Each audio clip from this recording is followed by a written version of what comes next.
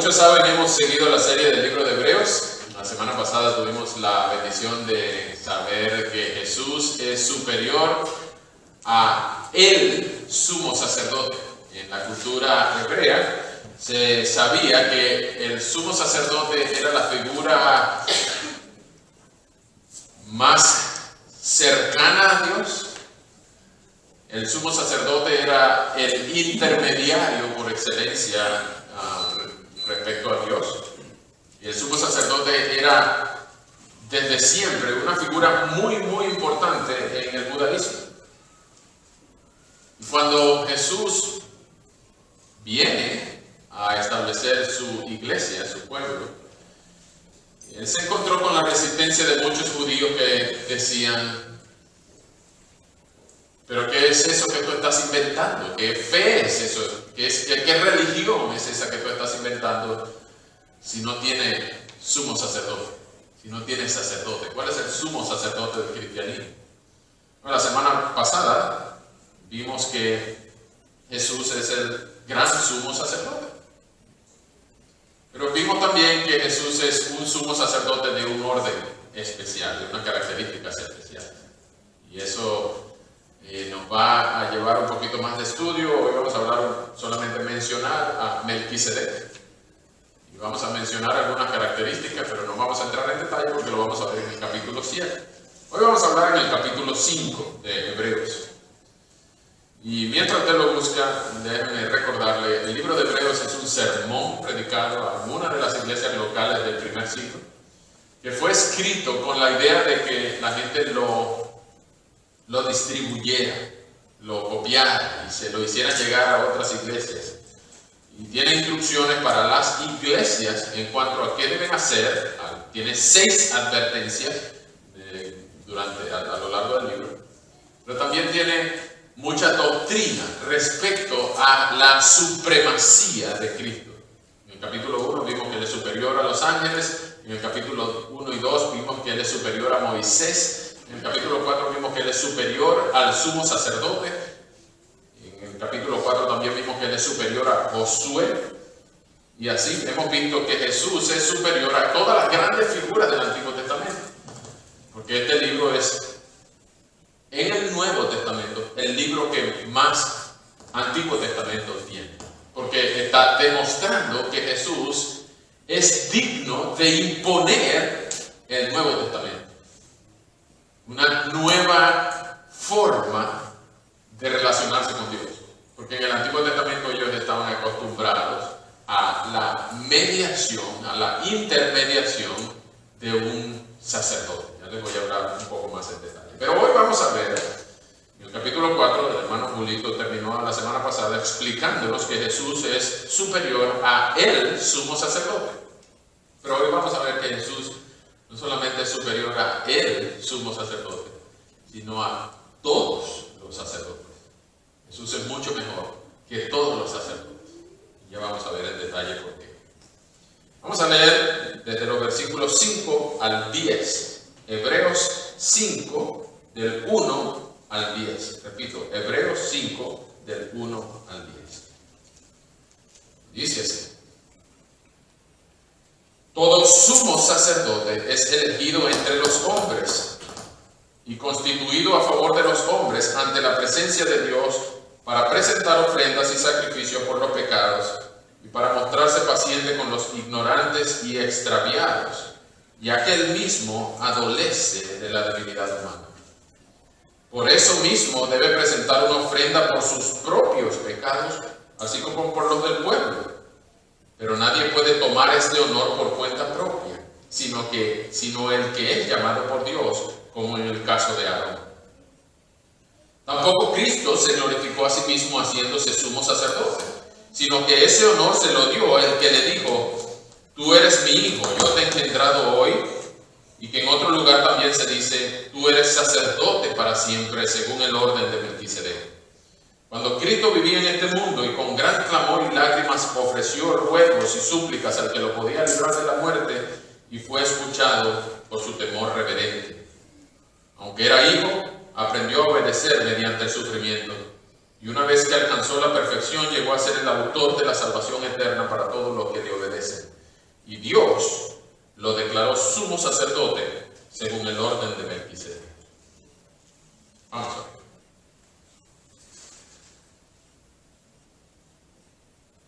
Señor, muchas gracias por tu palabra. Gracias por alimentarnos a través de ella, semana tras semana. Gracias por vivificarnos y santificarnos a través de ella. Y hoy, Señor, rogamos una vez más que tú avives nuestra pasión por Cristo a la luz de este pasaje. Enséñanos a amarte, enséñanos a atesorarte, enséñanos a adorarte por quien tú eres. Enséñanos también, Señor, a agradecerte por todo lo que has hecho por nosotros. Hoy especialmente por cómo has intercedido, por cómo has mediado entre nosotros y el Padre. Señor, libra mi boca del error, por favor. Edifícanos con tu palabra y ayúdanos, Señor, a reconocer a Jesucristo como superior al gran sumo sacerdote y a todos los sacerdotes que ha habido y habrá. Tú eres mejor que todos, es a ti que te necesitamos. A ti la gloria y el honor, en el nombre de Jesús. Amén. Desde que el mundo es mundo, uno necesita un intermediario, un mediador. Los que tienen hermanos saben que un hijo se lleva mejor con papá y mamá, y cuando hay un problema uno le dice, anda y dile tú, anda y dile tú eso a papá o a mamá, porque él te entiende más a ti. Cuando uno estaba en clase, cuando había 40 alumnos en un aula, también uno le decía al alumno favorito, uno le decía, mira, habla con el profesor y dile que no queremos ver clase la semana que viene. Y habla tú y intercede por nosotros. Cuando uno va a un papeleo legal, a una situación legal, a una circunstancia, uno no puede enfrentarse al juez directamente, porque para hablar con el juez se necesita cierto conocimiento, cierto vocabulario, cierto dominio de las leyes. Entonces uno necesita un abogado. Y el abogado es el que supuestamente lo defiende a uno.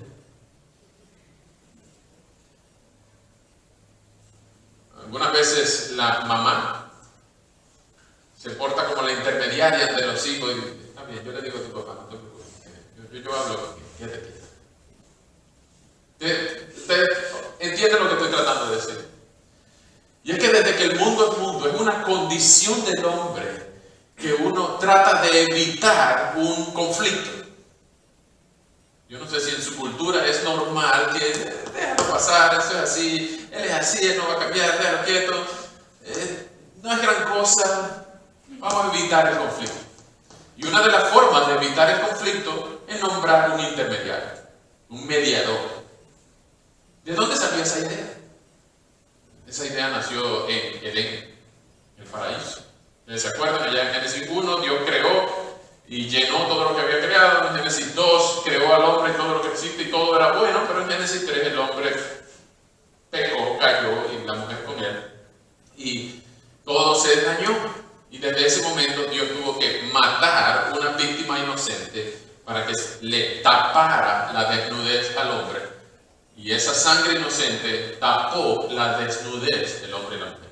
Ese intermediario, ese acto se conoce como la expiación, el origen de la expiación. Pero hoy vamos a ver la figura de un intermediador, que ya lo vieron la semana pasada, en Jesús como sumo sacerdote, pero es importante que entendamos que esta sección del libro de Hebreos es la sección más grande y se refiere al sacerdocio de Jesús. El sacerdocio de Jesús. ¿Qué es el sacerdocio? Bueno, el sacerdocio es el ministerio, es el oficio de alguien que sirve como sacerdote. ¿Qué es un sacerdote? Es un intermediario entre Dios y los hombres. Es una persona que le habla a Dios de parte del pueblo y le habla al pueblo de parte de Dios. Es un embajador de Dios frente al pueblo. Es un parlante que funciona hacia arriba y hacia abajo. representante de Dios en la tierra. Es una persona que puede ejecutar funciones, no solamente en el cristianismo, sino en todas las religiones del planeta. Cualquier sacerdote que oficie, haga cosas religiosas para una deidad, es un sacerdote. Ustedes pueden encontrar sacerdotes hinduistas, sacerdotes monjes, sacerdotes, ustedes pueden encontrar sacerdotes musulmanes, ustedes pueden encontrar sacerdotes en todas las religiones del planeta. ¿Por qué? Porque la deidad no se puede comunicar directamente con el pueblo, ni el pueblo se puede comunicar directamente con la deidad, Dios. Necesitan un intermediario, un sacerdote. Vengan conmigo rápidamente a Éxodo 20. En Éxodo 20 es uno de los lugares donde ustedes pueden ver cómo se originó el sacerdocio original, que vamos a hablar. Yo sé que Julito les habló la semana pasada del sacerdocio levítico. Pero en Éxodo 20 Dios le está dando a Moisés los 10 mandamientos, o las tablas de la ley. Y después que les da los 10 mandamientos y las tablas de la ley, y esa era una escena impresionante. Ustedes se pueden imaginar cuando el cielo toca la tierra y una cosa, pero que ni las películas han podido ilustrar bien lo que pasó ahí. Ven, en Éxodo 20, a partir del versículo 18, dice: todo el pueblo observaba los relámpagos y el monte que humeaba y escuchaba el sonido de la bocina. Imagínense. Al ver esto, todos temblaban de miedo, el pueblo temblaba de miedo y se mantuvieron a distancia. Pero le dijeron a Moisés: si tú hablas con nosotros, te escucharemos. Pero que no hable Dios con nosotros, porque tal vez moriremos. Y Moisés le respondió: no tengan miedo. Dios ha venido a ponerlos a prueba para que siempre tengan temor de Él y no pequen. Y el pueblo se mantuvo a distancia mientras que Moisés se acercó a la oscuridad en donde estaba Dios. Es decir, desde ese momento se creó en el pueblo de Dios la idea de que se necesita alguien en el medio. Porque si uno entra directamente a la presencia de Dios, Dios no se va a morir, que se va a morir uno.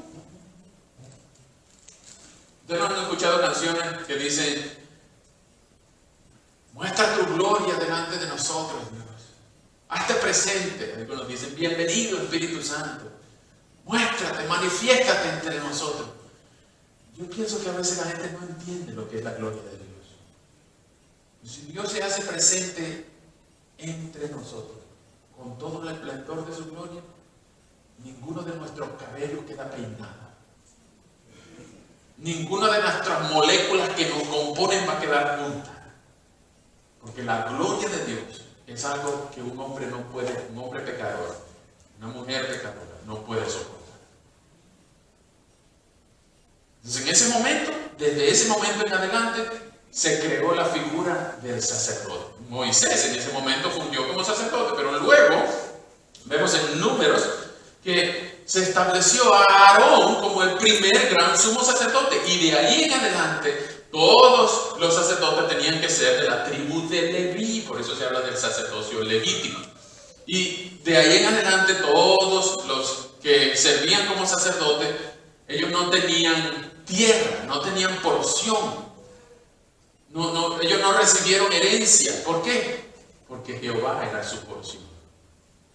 La tribu de Leví siempre fue una tribu especial. Ellos había que darle el diezmo de cada tribu. Ellos vivían con el diezmo del diezmo del templo, y vivían con los diezmos que le ofrendaban todas las 11 tribus.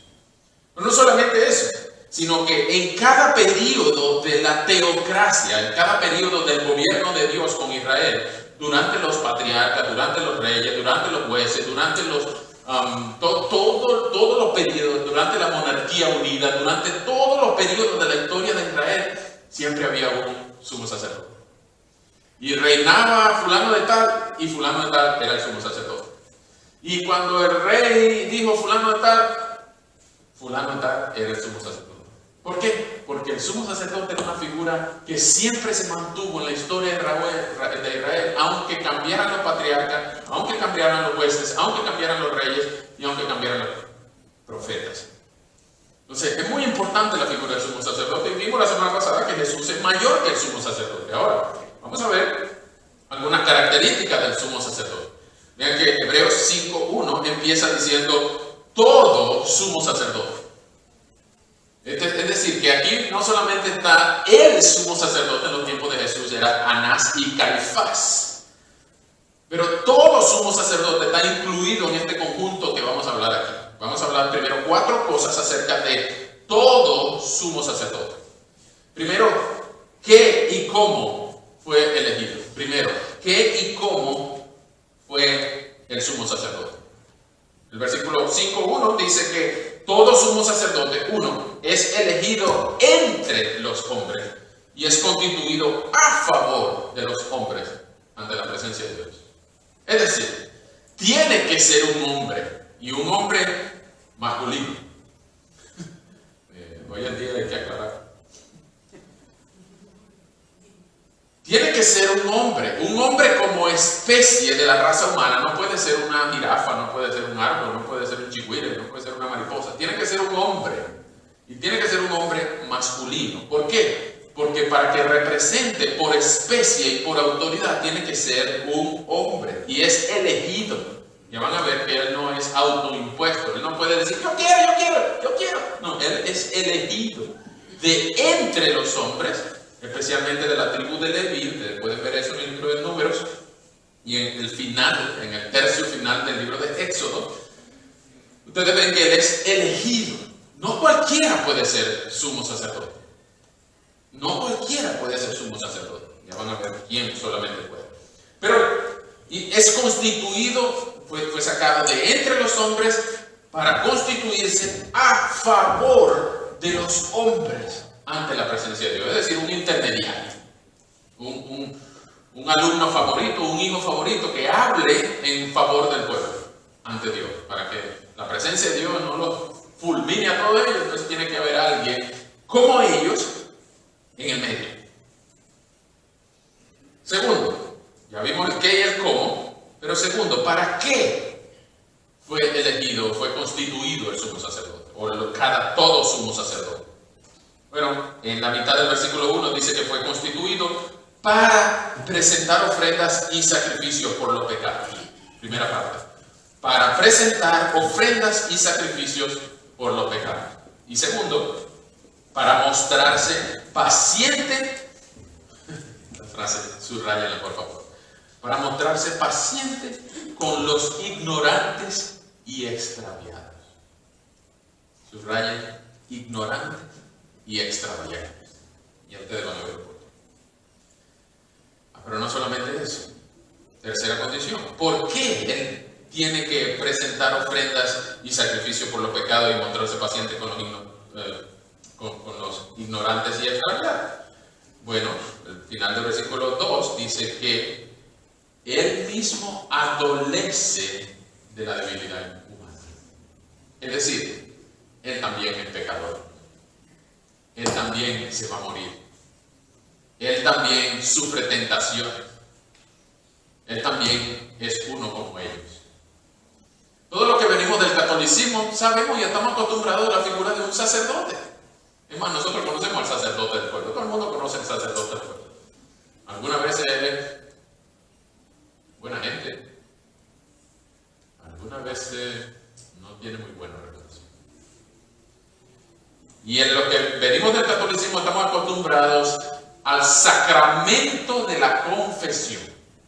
Cuando uno peca, inmediatamente uno tiene que ir allá, arrodillarse en un cuartico con una ventana marrón que no ve al cura, pero lo oye, y uno dice, Padre, he pecado.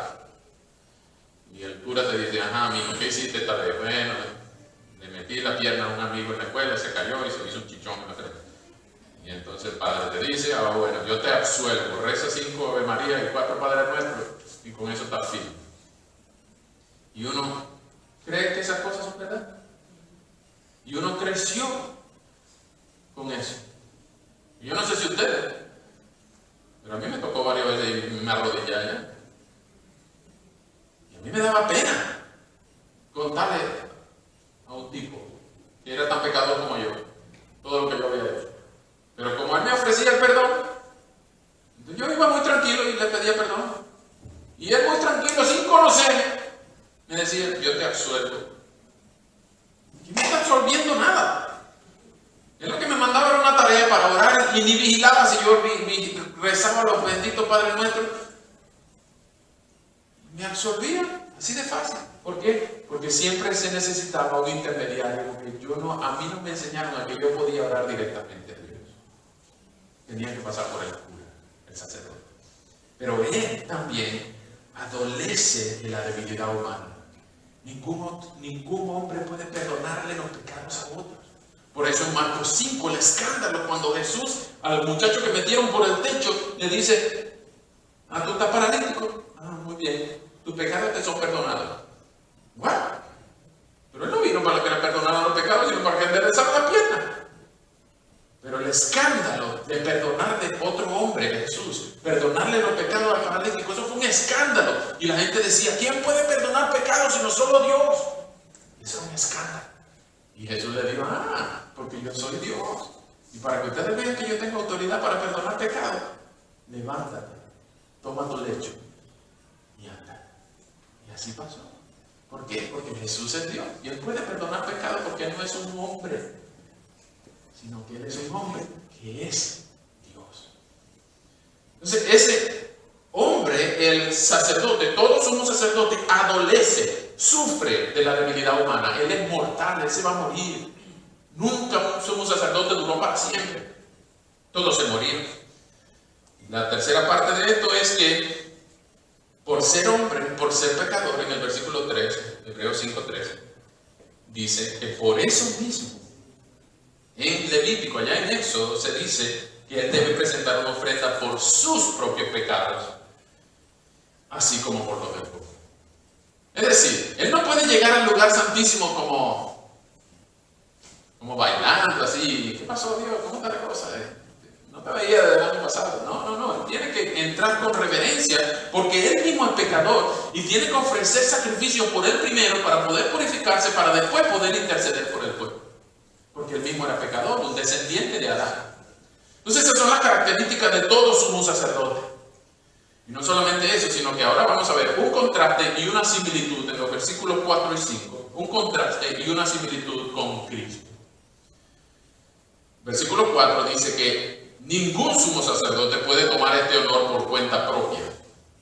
Él no puede ofrecerse, él no puede candidatearse, él no puede formar un partido político, él no puede sacar una plancha política para lanzarse al ruedo, ¿no? Sino solo el que es llamado por Dios, como en el caso de Aarón. Aarón no andaba buscando ser sumo sacerdote. Aarón era el intérprete de su hermano tartamudo ante el faraón, de su hermanito. Pero Dios lo nombró el primer gran sumo sacerdote. Y de ahí en adelante, muchos retaron la autoridad de Aarón. ¿Y quién eres tú? Y que Dios nos hable por Moisés, pero no, ¿quién eres tú? En el número 16, ustedes pueden ver, por ejemplo, la rebelión de Coré. Y las tribus retaron la autoridad de Aarón. Bueno, ¿quién te puso a ti por sacerdote? Es una historia bien bonita. Y entonces cada una de las tribus sacaron una vara. Moisés les dijo: bueno, cada una de las tribus saca una vara, un palo, y póngale el nombre de la tribu. Y a la tribu de Leví, póngale Aarón. Y la pusieron en el lugar santísimo durante toda la noche. Y todas las varas al día siguiente estaban igualitas, menos la vara de Aarón, que había reverdecido. Le habían salido ramas y hojas y había florecido almendra. ¿Por qué? Porque el hombre que Dios llama siempre produce fruto. Siempre produce fruto. Y fruto sobrenatural. Ninguno de nosotros puede de un palo sacar almendra. Ninguno de nosotros puede pensar que si tú le predicas a cada persona que tú le predicas, él se va a convertir. No, es Dios quien produce el fruto. Pero nadie puede tomar este honor por cuenta propia sino el que es llamado por Dios. ¿Estás siendo tú llamado por Dios a interceder por algún pueblo, por alguna gente, por tu familia? ¿Estás siendo tú llamado por Dios a interceder por alguien más? Todos nosotros somos sacerdotes. Y ya no necesitamos ser levitas de la familia de Leví. Ya no necesitamos ser vestidos con las ropas y los trajes sacerdotales del final de Éxodo, sino que en 1 de Pedro 2:9 se nos dice que nosotros somos nación santa, real sacerdocio, un pueblo adquirido por Dios para anunciar las virtudes de aquel que nos llamó de las tinieblas a su luz admirable. Entonces tú eres un sacerdote. Tú eres, hermana, tú eres una sacerdotisa. Tú tienes un pueblo por el cual interceder ante Dios. Ninguno de nosotros toma ese honor por cuenta propia, sino solo el que es llamado por Dios, como el caso de Aarón. Pero esto es una similitud con Cristo. En el versículo 5 ustedes van a ver que tampoco Cristo se glorificó a sí mismo haciéndose sumo sacerdote. Es decir, Cristo no vino aquí diciendo, ¿qué hay por ahí para hacer? ¿Qué hace falta? ¿Puedo ayudar con algo? No, Él vino a dar su vida, el rescate por todos los que jamás creerían en Él, sino que Él vino a darnos fe, Él vino a darnos una nueva relación, Él vino a darnos un nuevo pacto, un nuevo testamento. ¿Por qué? Porque Dios el Padre le dio ese honor, y en el versículo 5 y 6 se citan el Salmo 2 y el Salmo 110, con la orden del Padre al Hijo, diciendo, tú eres mi hijo, yo te he engendrado hoy, y en otro lugar también dice, tú eres sacerdote para siempre, según el orden de Melquisedec. ¿Quién es Melquisedec? Aguántense 3 semanas que lo vamos a hablar en el capítulo 7. Solamente lo vamos a nombrar. Solamente puedo decirles para que no se vayan con el gusanito de la curiosidad. A ver si fíjense con el gusanito de la curiosidad. Eres el único rey que era sacerdote. Ustedes pueden leer su historia en Génesis 14. El único rey de Salem, que era también sumo sacerdote del Dios Altísimo. Solo un personaje en todo el Antiguo Testamento era rey y sacerdote. El rey no podía ser sacerdote, porque el rey necesitaba a un enviado de Dios que le hablara de parte de Dios. Pero el rey no podía ser sacerdote. Ahora, desde el Salmo 110, todos los judíos sabían que el Mesías que iba a venir algún día también iba a ser rey y sacerdote, porque iba a ser un sacerdote del orden de Melquisedec. Pero eso lo vamos a hablar en el capítulo 7. Lo que quiero que ustedes vean son las credenciales ahora de Cristo. Tenemos por lo menos 6 credenciales de Cristo. Desde los versículos 7 al 10 tenemos por lo menos 6 credenciales de por qué Cristo es superior al sumo sacerdote y a todos los sacerdotes juntos incluso. ¿Por qué Cristo es superior? Bueno, primero, porque Cristo no era de este mundo. Versículo 7, Cristo no era de este mundo, pero cuando vino a este mundo hizo varias cosas. Por ejemplo, en el versículo 7 dice que con gran clamor y lágrimas ofreció ruegos y súplicas al que lo podía librar de la muerte. Con gran clamor y lágrimas ofreció ruegos y súplicas al que lo podía librar de la muerte. Y esto no es como que Cristo estaba acobardado en Getsemaní. ¿Recuerdan de aquella escena de Getsemaní donde Jesús con grandes gotas como de sangre sudaba en un momento de tensión, la noche en que fue entregado, horas para morir, tensión del abandono, la traición de Judas, el abandono de todos sus discípulos y la tensión? Si es posible, pasa de mí esta copa, pero que no se haga mi voluntad, sino la tuya. Aunque él estaba orando con gran ruego y súplica al que lo podía librar de la muerte. Pero no solamente eso, sino que Jesús durante todo su ministerio, él veía la condición humana tan pecadora, tan triste, una condición tan trágica, que apenas pasaba un minusválido, lo sanaba, un mudo lo sanaba, un sordo, un ciego, cualquiera que tenía enfermedad lo sanaba, por el ruego y la súplica, por el dolor de poder compadecerse por la condición de una de sus criaturas.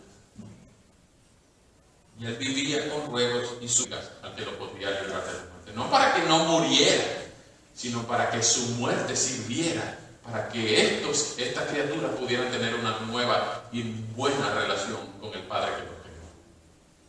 Primero, cuando Cristo vino a este mundo. Es decir, todo esto que vamos a hablar es durante el periodo de la encarnación, de los versículos 7 al 10 es el periodo de la encarnación de Cristo. Es decir, mientras Cristo estaba como nosotros, era hombre como nosotros. Él seguía siendo omnisciente, pero algunos de sus atributos divinos, Él decidió no usarlos. Él no fue que se dejó de ser Dios. Él se vació en humanidad, pero Él no dejó de ser Dios. Si Él hubiera dejado de ser Dios, entonces su sacrificio no hubiera servido de nada, porque era un hombre más. Pero cuando Cristo vivía en este mundo, primero, con gran clamor y lágrimas ofreció ruegos y súplicas al que lo podía librar de la muerte. Segundo, Él fue escuchado por su temor reverente. Algunos sumos sacerdotes a veces no eran escuchados porque tenían pecado en su corazón. Y el sumo sacerdote tenía que en el traje ponerse unas campanitas. En la túnica él tenía que ponerse unas campanitas. Y cuando entraban en el lugar santísimo, si los que estaban afuera oían que no sonaban las campanitas, entonces lo sacaban con una cuerda, una mecate, porque había sido consumido por la presencia de Dios, por no haber ofrecido sacrificio por su pecado primero. Pero Cristo no tenía pecado, por lo cual Él tenía que ofrecer sacrificio por su propio pecado. No tenía que ofrecer sacrificio. Él podría entrar de tú a tú con el Padre. Él podría entrar como cualquier niño entra en la oficina de su papá. ¿Por qué? Porque Él era Dios. Es Dios. Y cuando pasó por el lecho de la muerte, pasó por el Calvario, Él fue escuchado por su temor reverente. ¿Quiénes vieron la película de los Avengers que se llama Infinity War? Okay. En esa película, este muchacho Thor, en la película anterior le habían dañado su martillo, el martillo de Thor se lo habían roto, el Mjolnir, y se lo habían roto. Y él no podía matar al malvado Thanos porque no tenía martillo. Y Thor sin martillo no es Thor. Entonces él fue con sus amigos, los guardianes de la galaxia, fue a una isla abandonada que se llama Nidalbelir o algo así. Y ahí era donde forjaban las armas más poderosas del universo. Y ahí era donde derretían el metal de las tormentas, una cosa que a alguien se le imaginó muy bien. Y ahí era que lo forjaban, y ahí estaban 300 enanos que trabajaban, pero Thanos ya había ido y mató a 299 enanos, solamente quedó Itri, el jefe de los enanos, para fundir el guantelete que eventualmente tendría las piedras del universo. Y hay una escena ahí donde este Itri, el enano, para poder fundir un nuevo martillo para Thor, él le dice, la única manera es alinear los anillos de manera que la estrella ponga sus rayos en el iris y caliente la fundición para que se pueda derretir el metal y pueda forjar el molde del martillo. Pero entonces la estrella estaba abandonada, estaba toda congelada, y Thor, con la fuerza que le quedaba, entonces él alineó los anillos y inmediatamente la estrella, todos sus rayos se encauzaron por el iris y empezó a derretir el metal. Pero como estaba tan abandonada la cosa, se explotó el iris y ya no funcionó más. Pero por supuesto, Thor, el muchacho de la película, entonces dijo, bueno, yo voy a abrir el iris yo mismo con mi supermúsculo, que tú sabes que si no enseñan los músculos no es una película. Entonces él con su supermúsculo se puso en el medio del iris y abrió la ventana de la estrella, pero Itri le dijo, hijo, ten cuidado, porque tú vas a soportar todo el poder de una estrella de neutrones sobre tu cuerpo y te va a matar. Y Thor dijo, no solamente si me muero, no, sí, eso es lo que significa matar. Y en ese momento Thor abre el iris y la estrella de neutrones pasa todo su poder su increíble poder sobre el iris y atraviesa el iris con Thor en el medio y inmediatamente empieza el proceso de fundición y se crea aquel martillo que eventualmente terminó matando a Thanos, que se llama Stormbreaker, y es el arma más poderosa que incluso puede soportar a la piedra del universo. Pero lo que quiero rescatar de esta escena es que Thor se puso en el medio de la estrella de neutrones y todo el poder pasó a través de él y él terminó muerto. Pero cuando él empuña el martillo, entonces sobrevive. Después el muchacho de la película, ¿saben cómo termina la película? Infinity War es la única película que yo he visto en mi vida donde ganan los malos. Ganan los malos y tú te quedas con la expectativa de tener que ver la siguiente, porque los malos no pueden quedar ganando para siempre. Así como Thor, Cristo se interpuso en el medio de entre nosotros y todo el poder, no una estrella de neutrones, sino todo el poder del Dios creador del universo y toda su ira contra nosotros, lo aplastó a él contra la cruz y murió. Y no fue un martillo que lo salvó. Al tercer día, él mismo recuperó su vida y resucitó. Y al tercer día cantó victoria final sobre el poder del pecado y de la muerte. Y ahora tú, poniendo tu fe en él, tú puedes vivir para siempre, porque él es el sumo sacerdote, mejor que todos los sacerdotes, que puede salvarnos de la muerte. Vengan conmigo rápidamente a Romanos 8:34.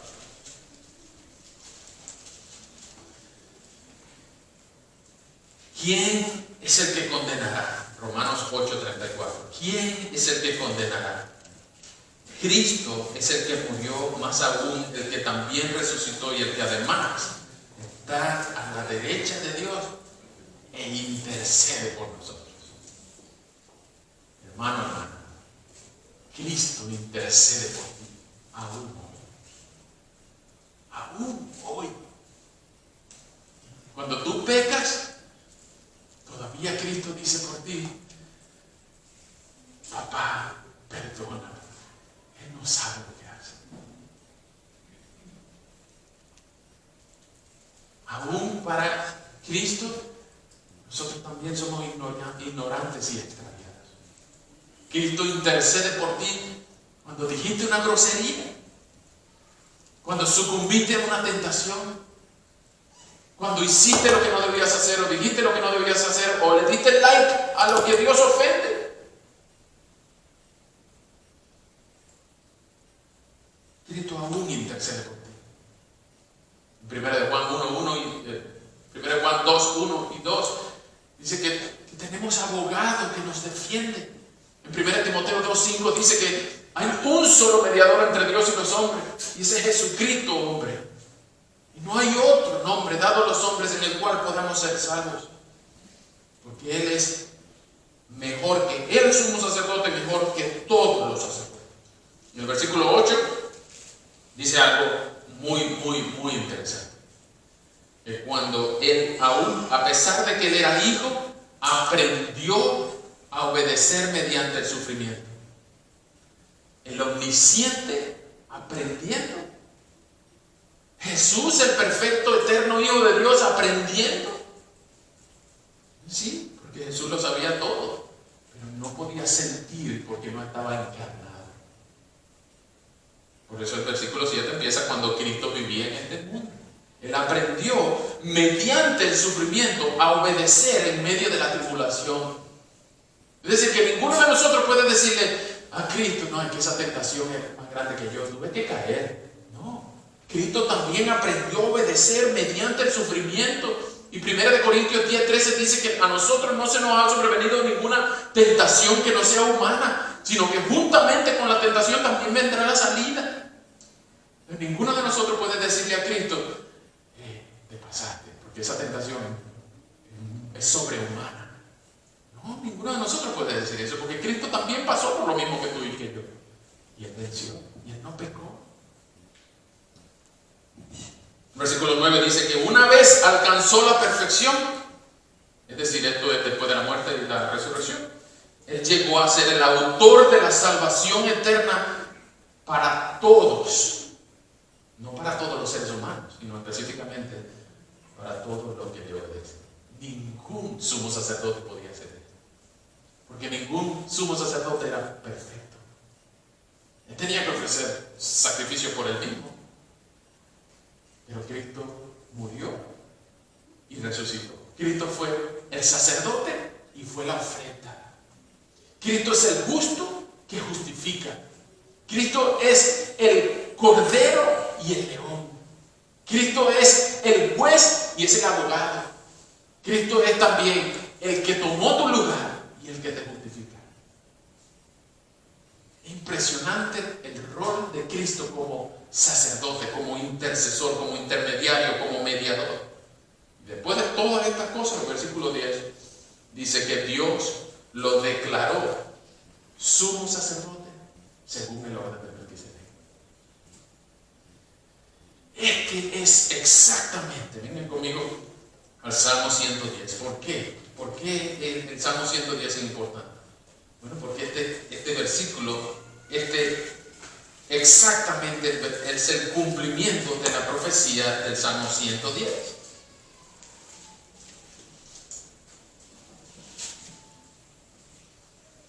En el Salmo 110 se habla del ungido del Señor y dice David, palabra del Señor a mi Señor. Esto es lo que llaman los teólogos una conversación intratrinitaria, es decir, la persona de la Trinidad está hablando entre ellos. El Padre le dijo al Hijo: siéntate a mi derecha hasta que yo ponga a tus enemigos por estrado de tus pies. Desde Sión el Señor extenderá tu cetro real para que domines a todos tus enemigos. En el día de la victoria tu ejército se entregará por completo sobre los montes santos. Al despertar la aurora tu juventud se fortalecerá con el rocío. El Señor lo ha prometido y no va a cambiar de parecer. Tú eres sacerdote para siempre, según el orden de Melquisedec. El Señor está a tu derecha. En el día de su ira derrotará reyes, dictará sentencia entre las naciones y causará una gran mortandad al doblegar a los poderosos de otras naciones. En el camino beberás agua de un arroyo y con eso recobrarás la fuerza. Es decir, la profecía del Salmo 110 se cumple en Hebreos 5:10. Por los méritos de Cristo, Dios lo declaró vencedor. Sacerdote para siempre. Dense cuenta que dice para siempre, según el orden de Melquisedec. ¿Por qué? Porque el orden de Melquisedec no es el orden, el nivel, la jerarquía, sino el patrón, el modelo, que es un sacerdocio para siempre. Los que tienen amigos mormones, ustedes le pueden preguntar: ¿cuál es la diferencia entre el sacerdocio arónico y el sacerdocio de Melquisedec?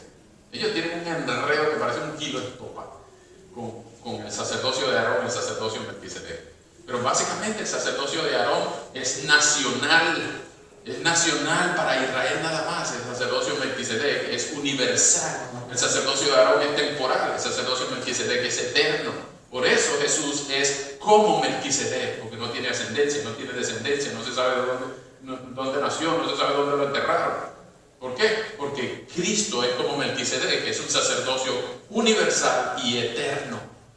Por eso nosotros, en el final del capítulo 4, versículos 15, Hebreos 4, 15 y 16, dice: porque no tenemos un sacerdote que no pueda compadecerse de nuestras debilidades, sino uno que fue tentado en todo de la misma manera que nosotros, aunque sin pecado. Por tanto, 4:16, acerquémonos confiadamente al trono de la gracia para alcanzar misericordia y hallar gracia para cuando necesitemos ayuda. Hermano, hermana, si tú has creído en Cristo, Jesús todavía intercede por ti.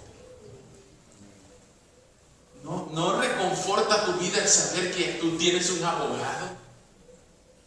No que te lleva a la corte de inmigración, no que te defiende ante el juez, sino que intercede por ti, tomó tu lugar ante el Dios del universo y soportó no el poder de una estrella de neutrones, sino el poder de la ira de Dios sobre él.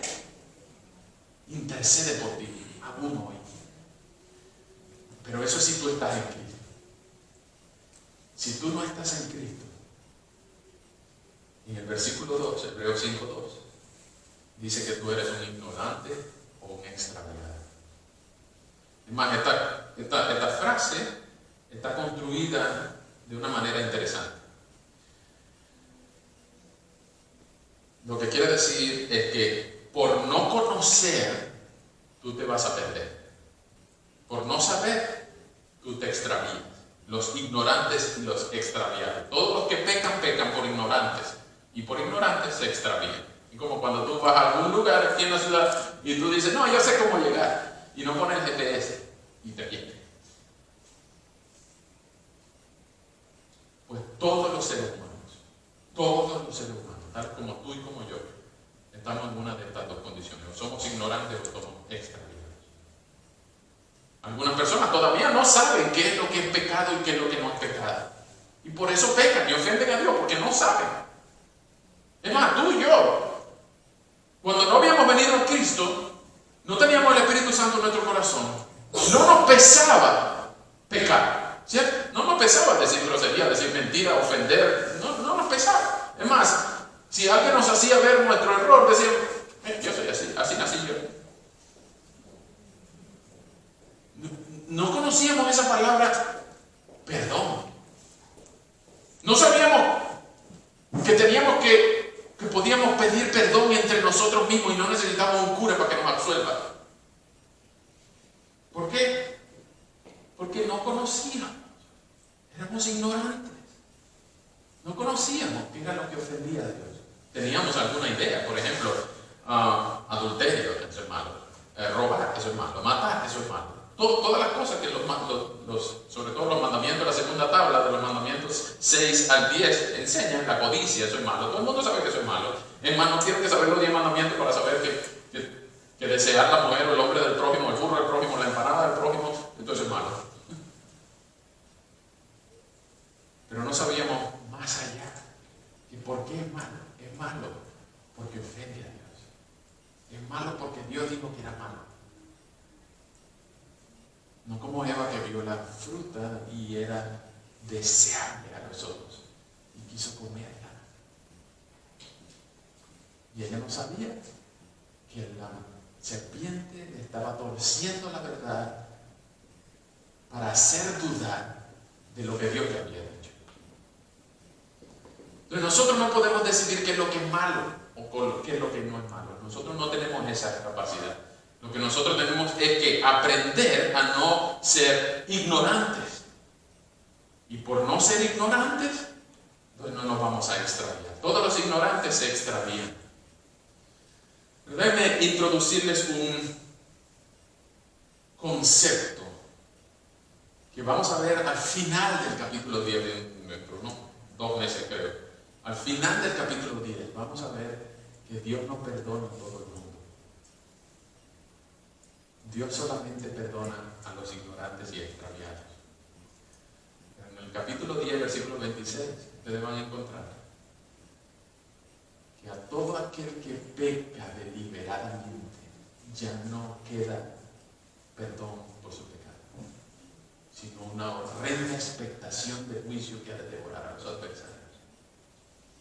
Pero tú no vas a querer pecar sabiendo que estás pecando.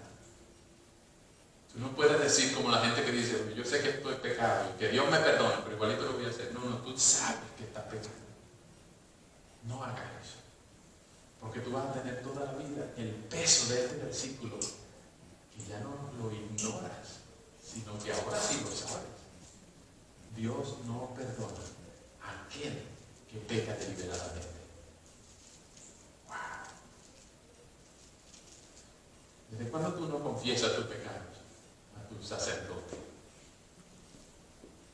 ¿Desde cuándo tú no dices, Señor, sí es verdad, yo he pecado? Es más, he pecado hasta deliberadamente, sabiendo que he pecado. Yo sabía que si yo cometía esto, hacía esto, decía esto, pensaba esto, yo sabía que te estaba ofendiendo. ¿Desde cuándo tú no le has dicho eso? ¿Cuándo fue la última vez que tú le pediste perdón por tus pecados? Martín Lutero pasaba 6 horas al día confesando sus pecados. Hay historias comiquísimas de las confesiones de Martín Lutero. una vez confesándose 6 horas, pasó toda la noche, supuestamente él soñando con cosas feas, con cosas malas, por terror al juicio de Dios. 6 horas en la mañana, mediodía, sin comer. El cura, imagínense, no había almorzado. Pero al salir de ahí, se devolvió inmediatamente, porque había otro monje en la cola. Me acordé de que había codiciado la ensalada del hermano fulano. Perdóneme, por favor. No tenemos que llevar a esos extremos, ¿no? Pero el problema no es lo chiquito de la ensalada, sino que hay codicia en mi corazón.